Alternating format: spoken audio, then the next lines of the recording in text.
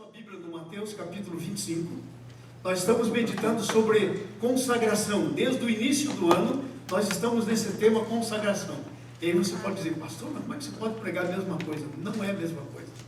É que consagração é um tema tão amplo, que tem tanta coisa que a gente precisa aprender sobre o assunto congregação, é consagração, que eu acho que em um ano não dá tempo de esgotar tudo. E nós temos falado de muitas áreas da consagração. E ultimamente nós estamos falando sobre a consagração para as obras de Deus. Nós fomos consagrados com um propósito. Deixa eu dizer para você, talvez você está vivendo aí esses dias da tua vida sem entender que Deus tem um propósito para a tua vida. Talvez você não entenda isso, que Deus tem um propósito. Mas se Deus é Deus, Ele não trouxe você nesse mundo sem um propósito. O que pode estar acontecendo é que você ainda não descobriu qual é o propósito. E sabe o propósito que Deus trouxe aqui nesse mundo? A Bíblia diz que você foi criado para as boas obras que Deus preparou para que você ande nela antes da fundação do mundo. Efésios capítulo 2, versículo 10, está escrito isso. Deus criou para você, pôs você nessa terra, para algumas realizações da parte dele. Ele é quem vai habilitar você. E você vai fazer aquilo então. Então há um propósito para a tua vida. O propósito para a tua vida não é só vir nesse mundo, nascer aí, estudar um pouco, muito, aí casar, ter filhos, trabalhar muito, comer o pão que penosamente ganhasses, como diz o Salmo 127. E aí, chegar no fim da tua vida e passar para outra e olhar para trás, logo bem um pouquinho antes de você ir para outra e pensar, o que valeu a pena na minha vida? O que eu fiz? O que foi que ficou, que é eterno, que não vai passar? Você já parou para pensar nisso? Então nós estamos falando sobre essas obras e estamos usando Mateus capítulo 25. Eu quero botar vocês no contexto. Eu gosto de ensinar dentro do contexto, porque até existe um ditadozinho que quando você pega um texto separado na Bíblia, a menos que você leia ele dentro do contexto, você está usando esse texto como um pretexto para dizer o que você quer dizer. Quando nós nos aproximamos da Bíblia, nós nos aproximamos para ver o que a Bíblia está dizendo, não o que eu estou querendo dizer, e aí saio buscando um lugar para dizer aquilo que eu quero dizer. Já pensou se você escrevesse uma carta para mim, por exemplo, ok? De 3 páginas, e eu recebi aquela carta, e eu estava no Brasil já por algumas semanas, várias semanas, um mês, e aí eu pegava aquela carta com saudade de casa, e eu ia ler a carta. São 5 páginas, vamos dizer assim, a carta. O que você acharia se eu começasse a ler na 4ª página? Não ia fazer sentido. Possivelmente eu ia tirar suas ideias do contexto que você quis dizer, eu ia entender coisas que você não disse. É por isso que tem gente que diz que a Bíblia é complicada para ler. A Bíblia não é complicada para ler. Ainda mais porque o Espírito Santo te ajuda. O que é complicado para ler sou eu e você. Nós não lemos como devíamos ler, nós temos que ler as coisas dentro do contexto. Então o contexto do Mateus 25 começa no capítulo 24. Jesus estava com seus discípulos em Jerusalém, no templo, e os discípulos disseram para Jesus, dá uma olhadinha, que coisa tremenda esse templo, pedras grandes. Levou 40 e tantos anos, mais de 40 anos para ser construído o templo. E quando os discípulos estavam mostrando para Jesus o templo, sabe o que Jesus disse? Jesus disse, não ficará pedra sobre pedra, até que tudo seja destruído. Aí o discípulo, vão destruir a casa de Deus. E eles saíram do templo, e agora no versículo 3 do 24, eles estão no Monte das Oliveiras, e eles fazem 3 perguntas para Jesus. Primeira pergunta é, dize-nos, capítulo 24, versículo 3, dize-nos quando sucederão essas coisas, quando é que o templo vai ser destruído? E sabe que agora a gente já pode saber quando? Porque já passou a história. O templo foi destruído no ano 70 depois de Cristo, por um general chamado Tito. Ele entrou em Jerusalém, sitiou Jerusalém, destruiu o templo. Já sabemos. Então eles perguntaram, Diz-nos quando sucederá essas coisas. Olha só que interessante. E eles perguntaram mais: e qual será os sinais que haverá da tua vinda? Eles sabiam que Jesus ia voltar. E eles fazem uma terceira pergunta: e quando será a consumação dos séculos? O fim do mundo, por assim dizer. E aí Jesus começa a ensinar sobre essas três perguntas. Ele começa a responder. E quando ele chega no capítulo 25, ou no 24 ainda, do versículo 45 em diante, ele começa a ensinar o que eu e você temos que fazer para estar preparado quando Jesus voltar. Quando chegar a consumação do século, ou quando você for para ele. Porque Jesus pode voltar para você de duas maneiras: vindo para te receber e você indo com ele na tua morte, ou ele voltando e você encontrando com ele aqui na terra, a famosa segunda vinda de Jesus. Ok? Então, de duas maneiras você pode se encontrar com Jesus. E aí Jesus começa então a dizer o que você tem que fazer para ficar preparado. Porque não adianta você saber que vai ter a consumação dos séculos, não adianta saber que ele vai voltar, e não adianta saber quando as coisas vão acontecer, se você não estiver preparado. O que adianta? Você não está preparado. Então ele começa a ensinar, e ele conta a primeira parábola do servo bom e do servo mau. O que é que você tem que ser encontrado fazendo? Ou na hora que Jesus te chamar, ou quando ele voltar. Depois ele conta a parábola das 10 virgens, e depois ele conta a parábola dos talentos.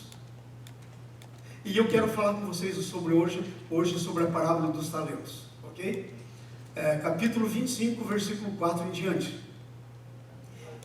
14, desculpe. Estou lendo 14 e dizendo 4. Capítulo 25, 14 em diante. Eu quero ler para vocês. Diz assim, ó: pois será a vinda do reino.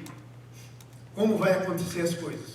Pois será como um homem que, ausentando-se do país, chamou seu servo e lhe confiou seus bens. A um deu 5 talentos, a outro 2 talentos, e a outro 1 talento. Preste bem atenção.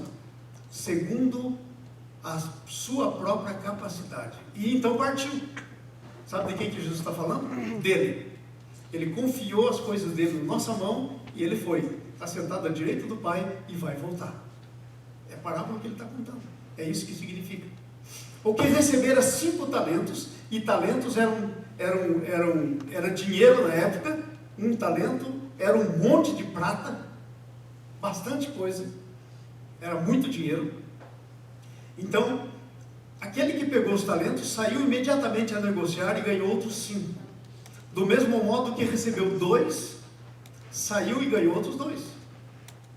Mas o que recebera 1, saindo, abriu uma cova e escondeu o dinheiro do seu senhor. E depois de muito tempo voltou o senhor e ajustou as contas com ele. Jesus vai voltar. E na volta dele, ele vai chamar você para prestar contas. Vocês entenderam? E vai me chamar também.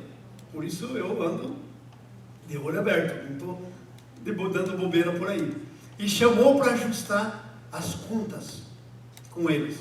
Então, aproximando-se o que recebeu 5 talentos, entregou aqueles 5 e mais 5, dizendo: Senhor, confiastes 5 talentos, aqui estão outros 5 que ganhei. Então ele chegou, entregou 5 e mais 5. Quanto que é isso? 100%. Agora, isso é muita coisa? Não, isso era a capacidade dele. O texto diz que o Senhor deu para cada um segundo a capacidade. Aí o que acontece? Aí Jesus disse então: e disse-lhe o Senhor, 21, muito bem, servo bom e fiel. É isso que o Senhor quer dizer para você e para mim, quando Ele voltar. Muito bom, muito bem, servo bom e fiel, porque você foi fiel no pouco. Eu não te dei muito, nem era muito, você foi fiel no pouco. Diz aí o texto: sobre o muito te colocarei. Entra no gozo do teu Senhor. E o gozo do teu Senhor é o céu. Ele diz: você foi fiel no pouco, eu vou te colocar sobre o muito. Entra no gozo do teu Senhor. Imagine a alegria do coração daquele Senhor. quando o servo voltou. Ele disse: muito bom, servo bom e fiel. Muito bem, entra no gozo do teu Senhor. 22, aproximando-se também o que recebera 2 talentos, disse: Senhor, me confiaste 2, e eis aqui outros 2 que ganhei. Disse o Senhor: muito bom, servo bom e fiel. Ué, mas todo mundo recebe muito bom aí? Muito bem? Claro, porque é segundo a sua capacidade. Deus nunca requer mais do que você pode dar, certo? Você tem capacidade para 5, você ganha 5, e você é responsável por 5.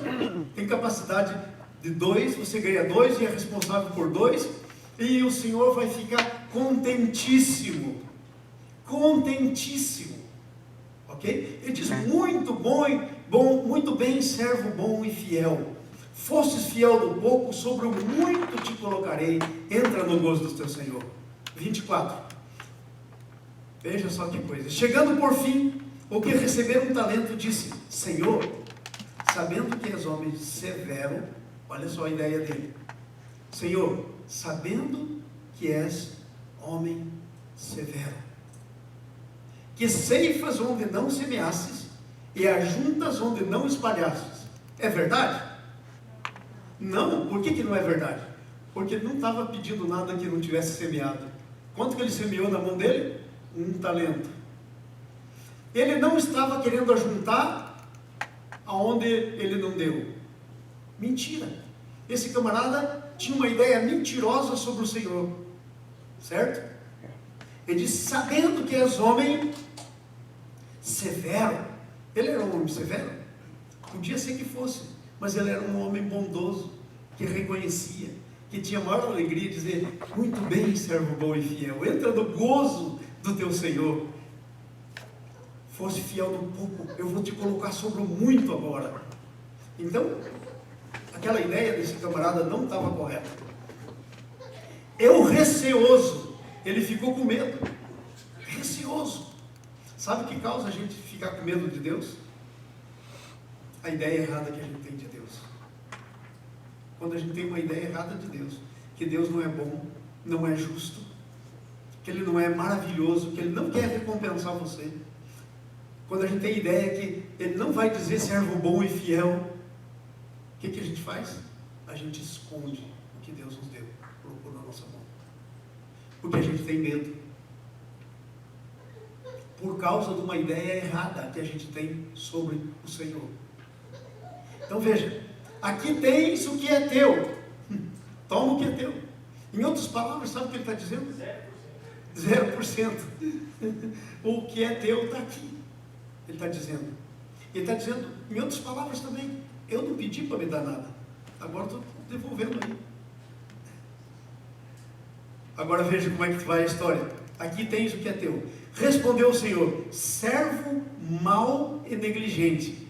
Se você sabia que eu ceifo onde não semeei, se você pensava assim, se você pensava que eu ajunto onde não espalhei, cumpria que entregasses o meu dinheiro aos banqueiros, e na volta eu receberia o que é meu com juro. Sabe o que ele está dizendo?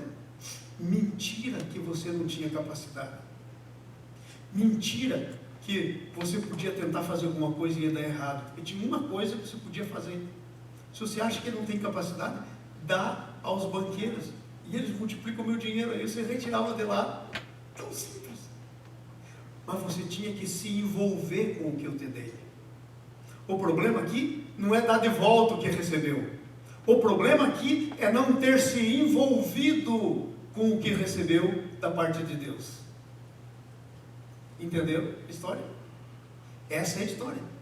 E aí ele disse: tirai, pois, o talento e dai-lhe ao que tem 10.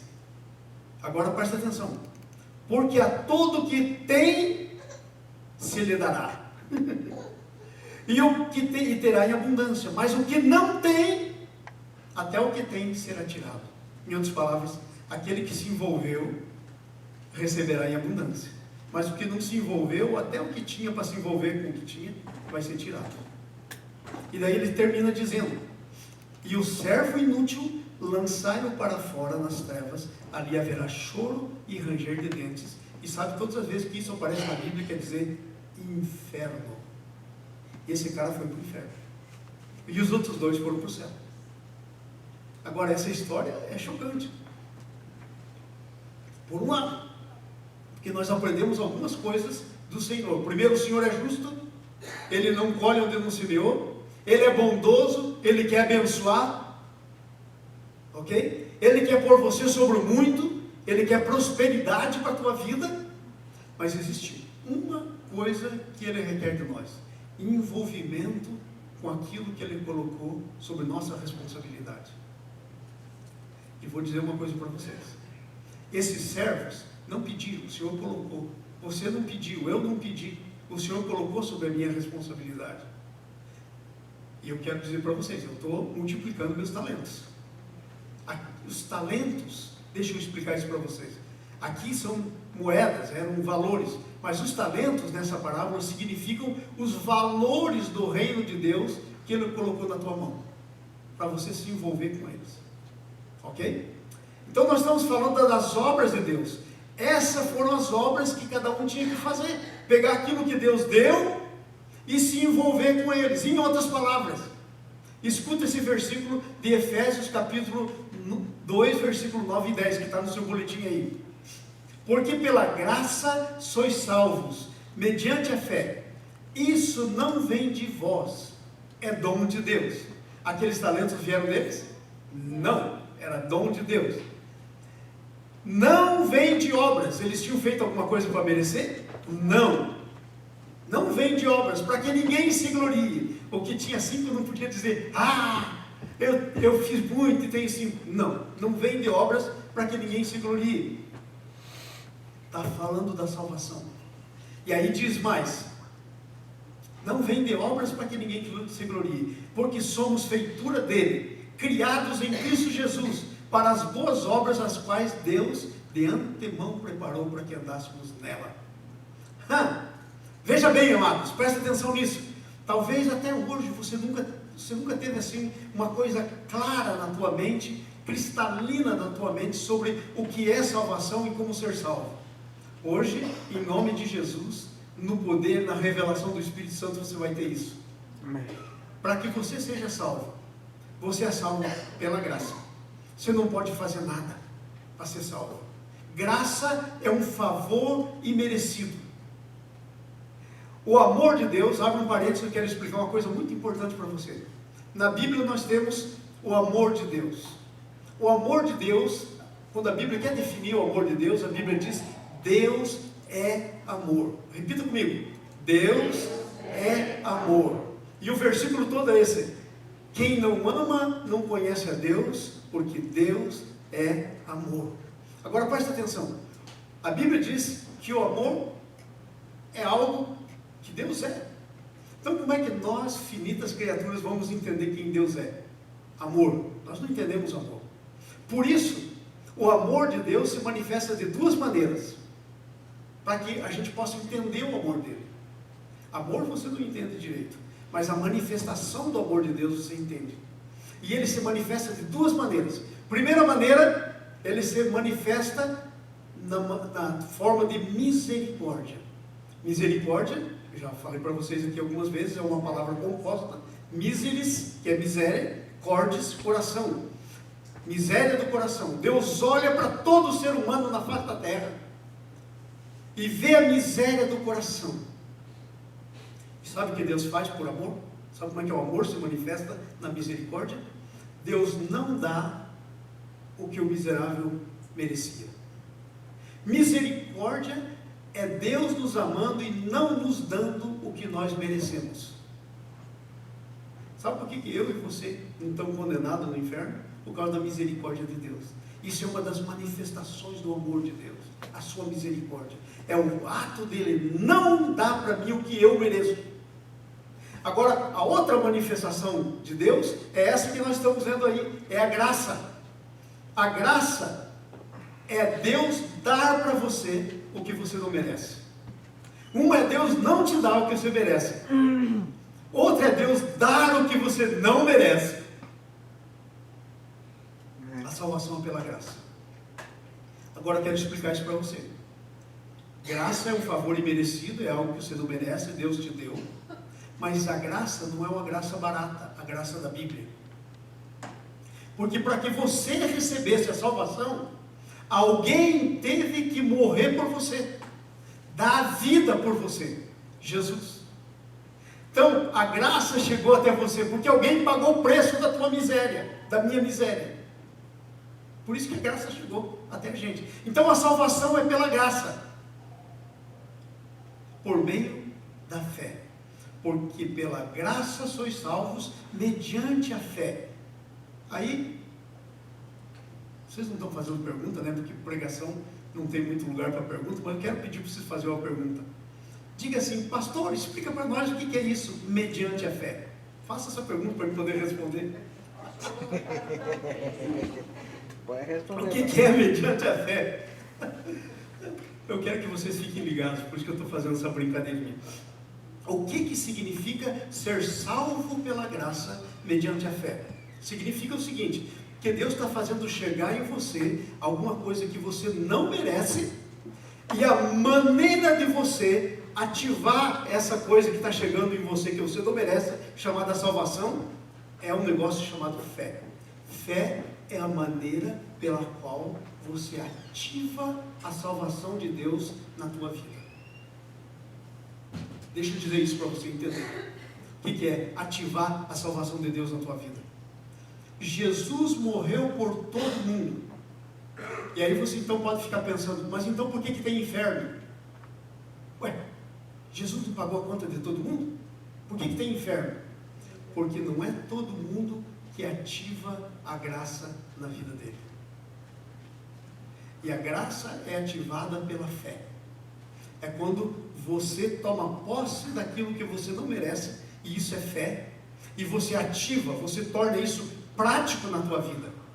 Então, essa parábola que nós lemos dos talentos é como alguém ativa a graça na sua vida, por meio da fé. Esses dois que saíram trabalhando com aquilo que receberam, eles saíram exercendo fé. Agora presta atenção, quero terminar a introdução aqui, eu comecei no fim da introdução.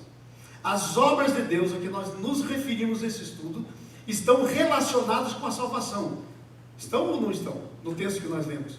Um vai para o choro e ranger de dentes, outro entra no gozo do Senhor. Certo? São as obras da nossa fé, que fazemos em resposta ao oferecimento da graça de Deus. Essas são as obras da nossa fé viva, necessárias para a nossa salvação.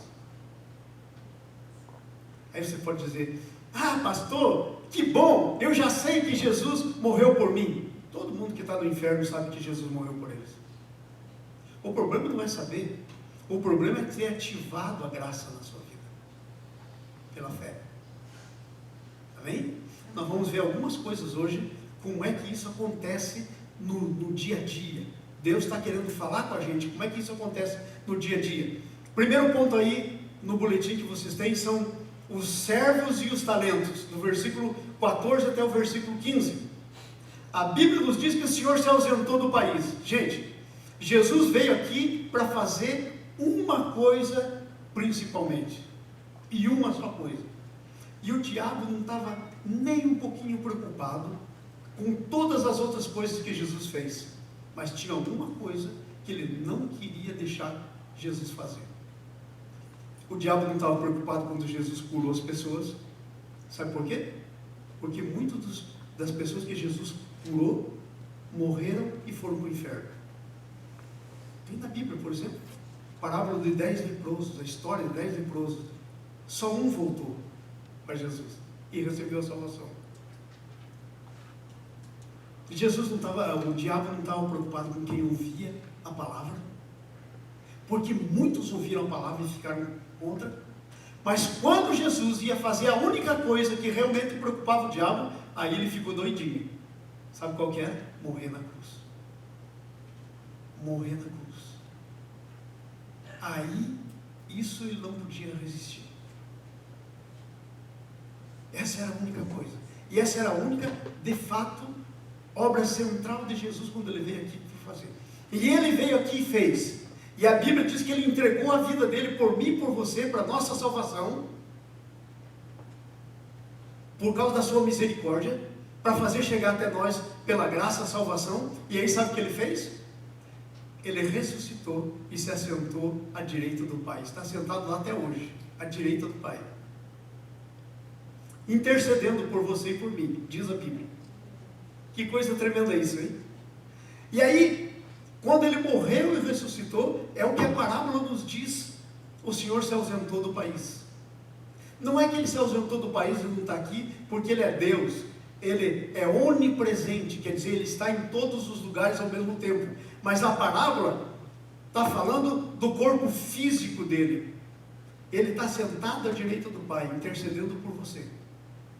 E um dia ele vai voltar para te receber, ou ele vai receber você quando você sair dessa para outra, quando você morrer. Então o Senhor se ausentou. Parece que a gente não vê Deus nesse mundo, porque o mundo está indo de mal a pior. Estou chegando de volta do Brasil. Jesus, vocês não têm ideia como a coisa está. Vocês não têm ideia como a coisa está. E as perspectivas do que ainda vai acontecer são horrorosas. Roubalheira, coisa que fica impune, negócio assim. Agora, graças a Deus, começaram a prender político.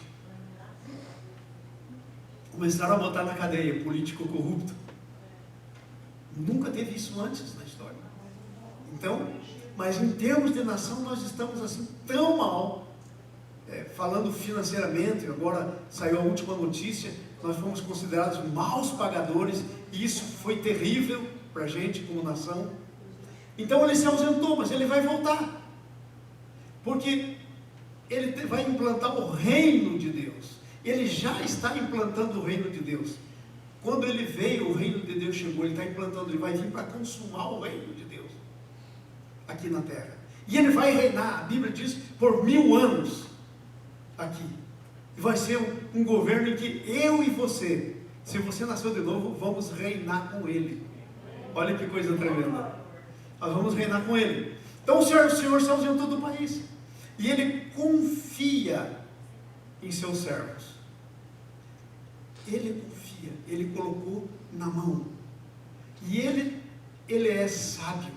Porque já pensou se ele tivesse colocado 5 talentos na mão de um que só tem capacidade para 2?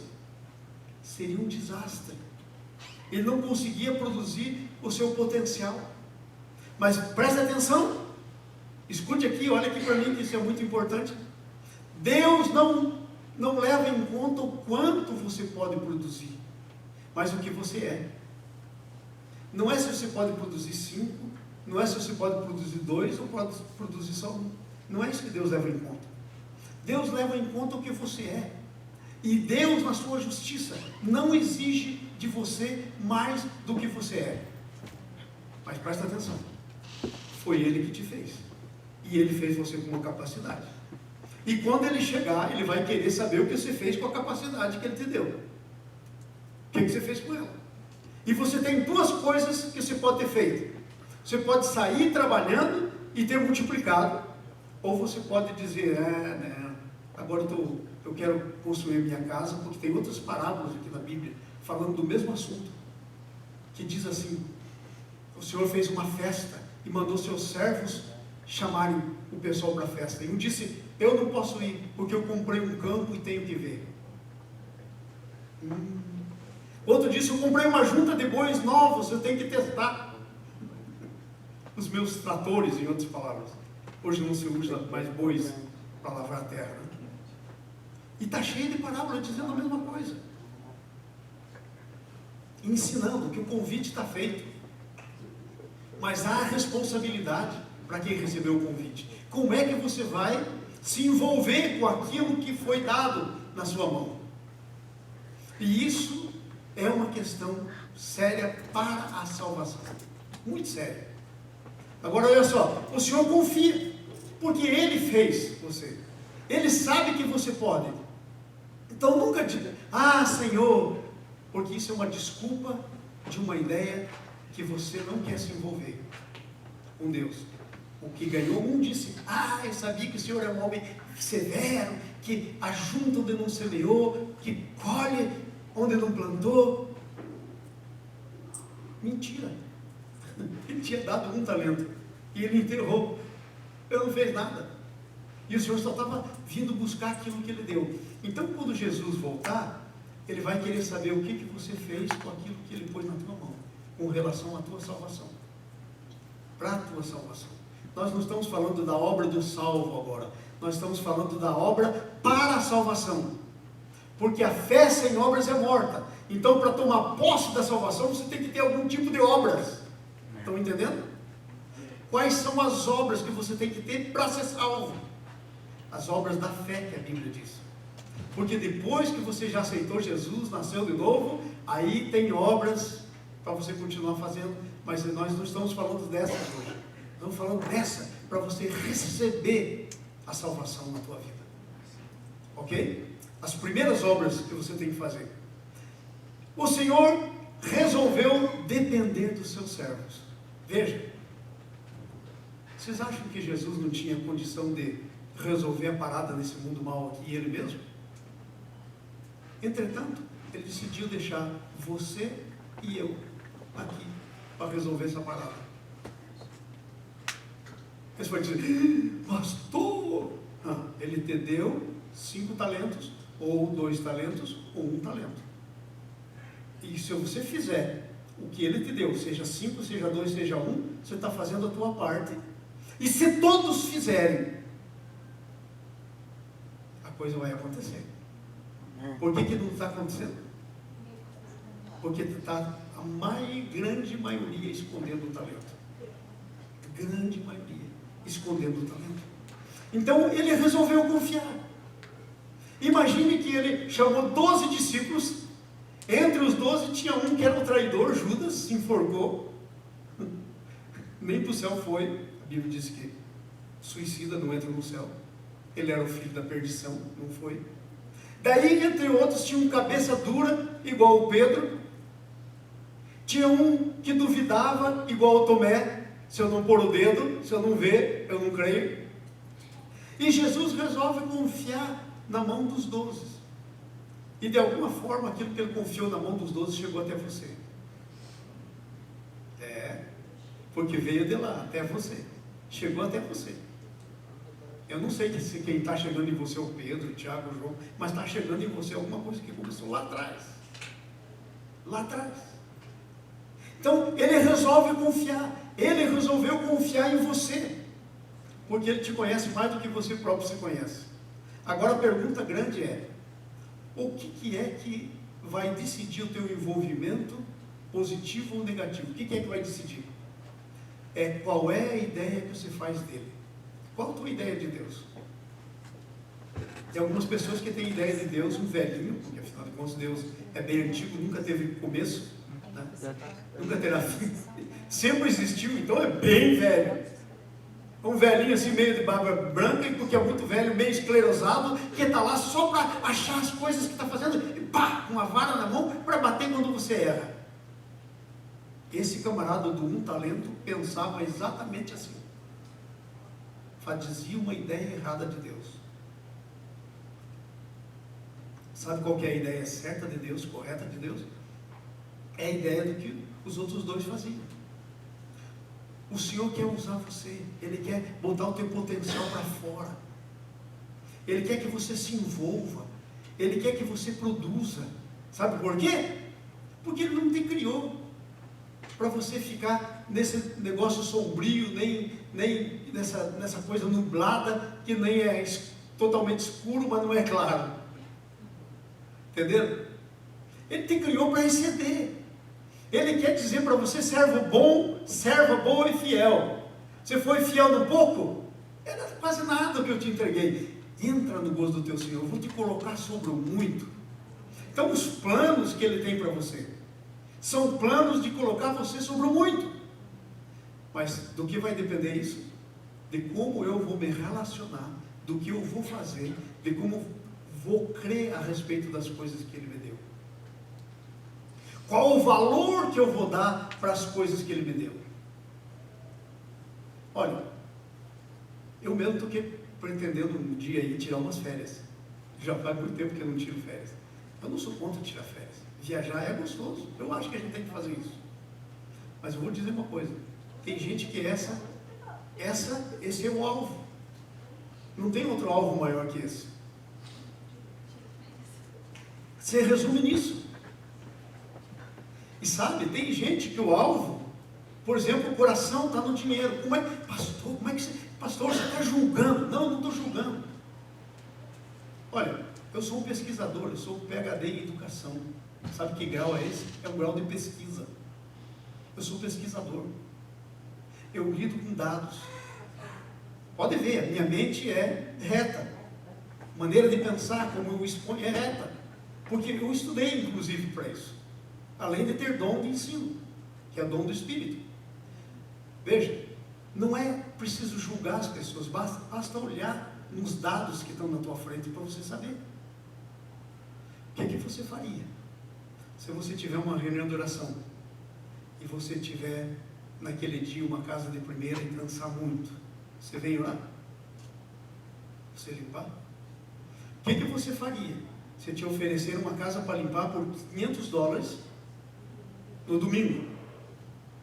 O que você faz? Não responda. Porque eu estou dizendo para você que não é difícil saber. É só olhar os dados. Só olhar o que é feito. O que é que você faz? Qual é a prioridade? Eu não tenho nenhum problema, vamos dizer assim, para ficar com os meus amigos até tarde. Mas vir na vigília que vai até depois da meia-noite, de jeito nenhum. Eu posso ficar hanging out com os meus amigos até as 2 da madrugada, mas na vigília, de jeito nenhum. Por que eu estou dizendo isso? Porque eu estou mostrando para você como é que são os nossos envolvimentos com aquilo que Deus pôs na nossa mão. Porque uma das coisas que Deus pôs na nossa mão, e a ordem dele é: orai sem cessar. Amém. Ok, você pode pensar que é demais orar sem cessar, mas então vamos orar na quarta-feira. Cadê o pessoal da oração de quarta-feira, pastor Paulo? Tem algumas mãos levantando. Cadê o resto? Está muito cansado. É demais ir na igreja 2 vezes por semana. Cadê o pessoal dos grupos familiares? Não, o que é isso aí? Tem gente fiel aí, mas tem muita gente pensando que é demais. Vi na reunião da quarta, no culto do domingo, na célula, no meio da semana. Ah, não, pastor, isso está ficando muito religioso. Ué, qual é o centro da vida? É Deus ou não é Deus? É buscar Deus ou não é buscar Deus? Então é isso que essa parábola está contando. Aquele camarada que pegou um talento, escondeu, porque ele devia ter muito pouco e ele queria mais, e ele então não queria se envolver com aquele negócio, e ele escondeu e foi fazer as coisinhas dele. Ele só esqueceu de uma coisa: o Senhor ia vir, voltar, e ele voltou, ia pedir contas. Eu quero dizer para você: não esquece não, o Senhor vai voltar, ou você vai para ele pedir contas. Vai haver um momento da prestação de contas, e o Senhor é justo, porque Ele dá a segunda capacidade. Amém. Agora nós ficamos no problema número 2 aí do boletim: multiplicar ou esconder os talentos? Qual dos dois? Multiplicar ou esconder os talentos? E olha, eu quero dizer uma coisinha para você. João capítulo 15, Jesus diz assim, ó: eu sou a videira verdadeira, meu pai é o agricultor. Todo ramo que estando em mim, quer dizer, tudo que realmente for cristão, que creu em Jesus, está nele, todo ramo que estando em mim não der fruto, ele corta e lança fora, e o pessoal pega o ramo, põe no fogo e queima. Isso é inferno. Mas todo ramo que estando em mim der fruto, ele limpa para que produza mais fruto ainda. Entendeu a intenção? Essa é uma parábola boa, porque ele está dizendo que ele quer limpar você para produzir mais fruto ainda, e muito fruto, e dá muito fruto. Agora, qual que é o fruto? O fruto é a vida de Jesus. O fruto é outro igual a você. Jesus morreu, ressuscitou e veio viver a vida dele em você, para que a vida dele que está em você, você passe para outro. Amém. Ó, Deus não precisa de você para salvar as pessoas, mas Ele escolheu você. Ele disse: ide, Mateus 28, versículo 19 em diante. Ele diz: todo o poder me foi dado no céu e na terra. Agora ide, fazei discípulos de todas as nações, batizando-os em nome do Pai, do Filho e do Espírito Santo, ensinando-os a guardar todas as coisas que vos tenho ordenado. E eis que eu estou convosco até a consumação dos séculos. Entenderam? Você é um discípulo para fazer discípulo. Um dos valores do reino, desse talento que está falado aqui, é você fazer discípulo. Esse é um dos valores. Deixa eu perguntar para vocês: quantas pessoas já conhecem a Jesus por teu intermédio? Pastor, mas eu não sei evangelizar. Pastor, pode trazer alguém para... O que disse lá porque tinha um talento? Eu só tenho um talento, pastor, eu não sei evangelizar. Tem problema, entrega para os banqueiros. Traz para a pastora Cláudia. Ela evangeliza. É isso que quer dizer em outras palavras. Não existe desculpa. Então, se ele viesse agora e ele perguntasse: cadê o teu fruto? E ele fosse lá... Vocês lembram só daquela parábola que Jesus falou sobre fé? Aquela parábola que Jesus ia andando com seus discípulos e aí viu uma figueira. E ele foi lá e mexeu nos ramos e não tinha fruto nenhum. E ele disse: nunca mais ninguém coma fruto de ti. A figueira secou, começando da raiz até em cima. E aí Jesus ensinou sobre fé. Vocês viram a relação? Então a fé é uma coisa ativa. Se eu não sei evangelizar, tudo bem, não sei evangelizar, mas eu sei quem sabe. E tem um monte de gente aqui, traz para mim, que eu evangelizo direitinho. Um dos dons que Deus me deu é evangelista. Eu amo fazer isso. Vocês entenderam? O fruto. Cadê o fruto? Cadê o resultado daquilo que Deus pôs na mão? Se não tem resultado, você está enganado, pensando que é cristão. Não é cristão. Porque não tem, é uma fé sem obras. É uma fé que não lê a Bíblia, é uma fé que não fala de Jesus para ninguém, é uma fé que não faz oração, é uma fé que o dinheiro é o centro da sua vida, mas se tiver que dar algum dinheiro de contribuição, não vou dar. É uma fé, e assim vai. A gente pode fazer uma lista enorme disso. Vocês estão entendendo que as coisas de Deus não são assim impalpáveis? Elas são claras, são assim reais. Então, multiplicar ou esconder os talentos? Qual é a decisão? Se eu perguntasse para você, responda no teu coração, não para mim, eu não quero saber, porque afinal de contas não sou eu que vou vir ajustar contas, né? Graças a Deus. Mas responda para você no teu coração. Qual a tua decisão tem sido? Esconder o talento ou multiplicar o talento? Ponto 3 e último, antes da gente ir para o almoço, porque essas irmãs que fazem almoço aqui, benção. Está cheirando, né? 3. O Senhor volta para o acerto de contas. Gente, mas o Senhor é bom, o Senhor é amor. Sabe o que alguém me disse essa semana passada? Eu estava evangelizando alguém na semana passada. Sabe o que a pessoa me disse? Eu perguntei para ela: escuta, se tinha tido um acidente e morreu uma pessoa no acidente de carro. E aí eu estava com essa pessoa, não é cristã. E aí eu, olhando no acidente, falei: essa é uma boa hora, né? Porque quando tem a morte na frente, é bom pensar, né? Eu perguntei, bem que podia ser nós, né? Ele estava dirigindo e eu estava com ele no carro. Ele falou: bem que podia, graças a Deus não foi. Aí eu perguntei para ele: e se tivesse sido nós, e fosse você naquele lugar lá? O que estaria acontecendo com você agora? Você estava indo com Deus ou...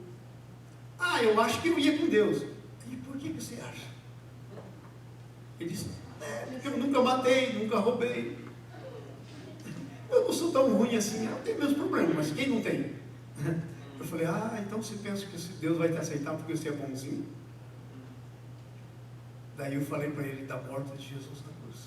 Nós somos tão maus que alguém teve que morrer no nosso lugar. E eu perguntei, e Jesus, você já entregou a tua vida para Jesus? Ele disse, não. Eu disse, então se você estivesse naquele lugar, você estaria no inferno. Porque a tua chance é enquanto você está vivo. Depois não tem mais chance. Essa é uma coisa. Quem de vocês garante que está dirigindo aí, daqui a pouco não é você que está lá? Você iria aonde? Aonde iria? É uma resposta que temos que ter. Porque o Senhor vai voltar para o acerto de contas. E o acerto de contas é simples. Ele pôs nas suas mãos talentos, capacidade. E o que você está fazendo com eles? Esse é o acerto de contas. E Ele não vai vir para dizer quanto que você ganhou para mim. Não. Ele não sabe como é que é esse Senhor meu e o teu? Um cara chamado mão aberta. Sabe o que é uma mão aberta? O que é dar? Dar. Ele falou assim, uau, eu te dei 5, você ganhou mais 5, agora eu vou te colocar sobre muito. Entra no gozo, agora é tempo de festa, vem para cá, vamos deliciar, eu quero te colocar sobre muito. Esse é o Senhor, nosso Senhor. Ele não é aquele cara que quer ver a nossa desgraça. Veja só o acerto de contas. Mostra 2 tipos de servos. O acerto de contas é justo e leva os fiéis, os que são fiéis, ao gozo do Senhor. O acerto de contas é justo e leva o infiel ao choro e ranger de dentes. Porque, gente, no texto diz, você sabia que eu sou justo, rigoroso, te dei na tua mão, por que não fez alguma coisa? E tem conclusões aqui, quero terminar com essas conclusões. Olha no seu boletim, se você tem aí, nós temos inclusive boletim em inglês, se você necessita. Conclusão: não temos escolha de se envolver ou não, porque somos servos. Deixa eu te perguntar, olha aqui para mim todo mundo, você é servo? Serva? Então você não tem escolha. Já viu o servo ter escolha? Não tem escolha. Sabe o que é um servo? Aquele que não tem direito a nada. Tem um senhor que diz o que tem que fazer, ele faz. Esse sou eu e você. Então essa é a primeira conclusão. Segunda conclusão: não temos desculpa para não servir, porque temos capacidade. Pastor, mas eu não sei, eu fico assim nervoso. Não. Não tem desculpa. Ou você tem 5, ou tem 2, ou tem 1. Não tem ninguém que não tenha nada. Se entendeu? E Ele só quer a tua capacidade que Ele te deu. Essa é a segunda coisa. A terceira coisa: servir ou não demonstra o que pensamos de Jesus. Pastor, eu penso tão bom de Deus. Pensa, me fala o que você está fazendo e eu digo o que você pensa. Porque o que você pensa é o que você está fazendo. Gente, olha aqui para mim. Fala para mim o que você está fazendo para Jesus e eu digo o que você pensa dele. Se você pegou o talento dele e está escondendo, não está fazendo nada na dica, você pensa que ele é servo que cobra, que colhe onde não plantou, que exige o que não deu. Você tem uma ideia errada. Vocês entenderam? Então fique em pé. Vamos repetir comigo aí as 3 conclusões. E eu queria que no nome de Jesus você se encontrasse aí nas 3 conclusões. Primeira conclusão: não temos escolha de se envolver porque somos servos. Diga isso comigo. Não temos escolha de se envolver ou não porque somos servos. Não é você que decide. Segunda coisa: não temos desculpa para não servir porque temos capacidade. Levanta a tua mão direita. Levanta, diga assim: eu tenho capacidade. Porque Deus me deu. Aleluia. E a última: servir ou não, vamos lá todo mundo? Servir ou não demonstra o que pensamos de Jesus. Tem gente que pensa tão mal de Jesus. O que servir ou não demonstra o que está pensando. Amém? Eu quero orar com vocês, é uma coisa muito séria. Vocês entenderam? E isso está relacionado com a salvação. Isso é questão de salvação. Porque pela graça sois salvos mediante a fé. Isso é a fé viva, que vai fazer você se envolver ou não. Não se envolveu, fé morta. Não tem fé. Se envolveu, fé viva. Entendeu? Isso é uma questão de salvação. Ai, pastor, mas agora eu vou fazer daqui. Se o Senhor leva você antes. O ano que vem, pastor, talvez. Como é que você sabe que vai estar aqui o ano que vem? Zaqueu teve a chance. Ele era pequenininho, não conseguia ver Jesus porque tinha muita gente. Correu na frente e subiu numa árvore. Jesus tinha dado capacidade para Zaqueu para subir em árvore. Ele decidiu usar a capacidade que tinha. Não posso ver Jesus, sou muito pequeno. Então, vou embora. Não posso ver Jesus, sou muito pequeno, mas ali tem uma árvore e eu posso subir na árvore. Aí Jesus disse: desce depressa, vou entrar na casa. E quando entrou na casa dele, ele disse assim, Jesus não falou nada. No meio da história, Zaqueu se levanta e diz assim: todo mundo aí sabe que eu sou ladrão, anyway. Mas Jesus entrou na minha casa para me deixar de ser ladrão. Se alguma coisa eu roubei, eu devolvo muitas vezes mais. Ele disse. E eu dou metade dos meus bens para o pobre. Porque até agora, meu Deus era a minha riqueza, mas de agora em diante não é mais. Peça para Ele fazer um milagre em você. Diga. Entra na minha vida, mexe na minha estrutura, sara todas as feridas, me ensina a ter santidade e amar somente a Ti, porque o Senhor é meu bem maior. Faz um milagre em mim. Seja qual for o teu milagre, peça agora para Ele fazer um milagre em você. Não fique assim. Não fique assim como está. Deixa as tuas estruturas mentais mudarem. Pare de pensar mal do Senhor.